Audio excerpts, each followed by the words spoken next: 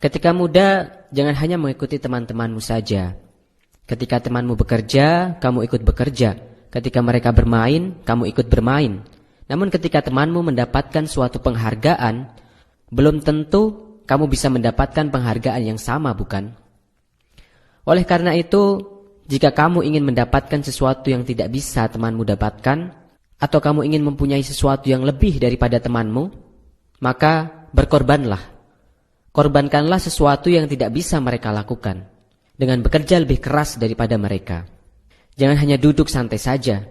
Mulailah bekerja keras dan sayangilah masa mudamu selagi kamu bisa.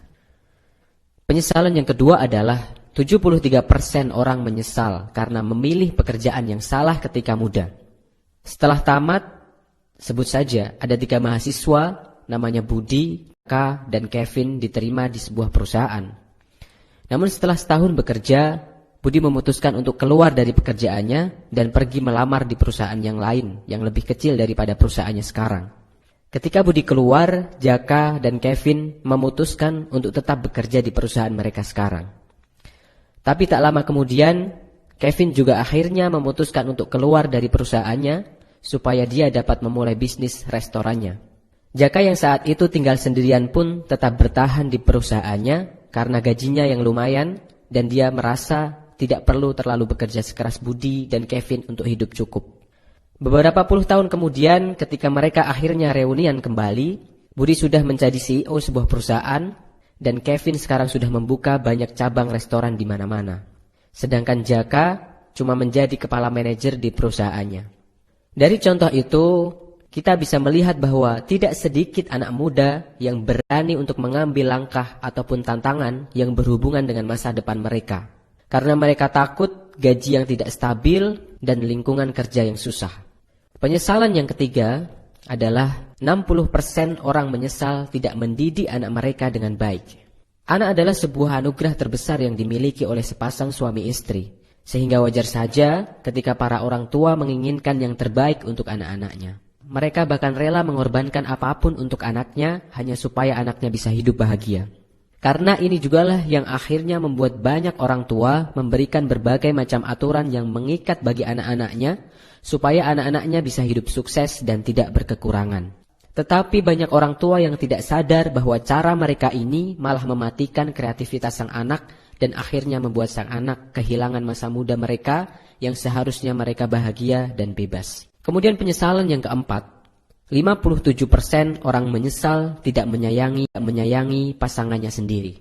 Banyak orang yang tidak bisa menjaga pasangannya dengan baik. Namun setelah mereka kehilangan pasangannya untuk selamanya, barulah rasa menyesal itu timbul. Prioritas yang sering terbalik antara pasangan atau pekerjaan inilah yang membuat para lansia sering menyesal kenapa tidak dari dulu dia menyayangi pasangannya. Kemudian penyesalan yang kelima adalah 45% orang menyesal tidak bisa menjaga kesehatan badannya sendiri dengan baik. Kesehatan adalah modal termahal yang bisa dimiliki oleh seseorang. Banyak orang menggantikan kesehatannya sendiri untuk mengejar kesuksesan sebelum umurnya mencapai 60 tahun. Tetapi setelah 60 tahun, orang tersebut menggantikan kesuksesannya untuk membeli kesehatannya itu kembali. Tidak ada hal di dunia ini yang dapat melebihi pentingnya kesehatan. Untuk apa harta yang berlimpah, tetapi tidak bisa digunakan karena kita sakit. Banyak para lansia mengungkapkan bahwa ketika muda, rasa menyesal boleh datang kapanpun.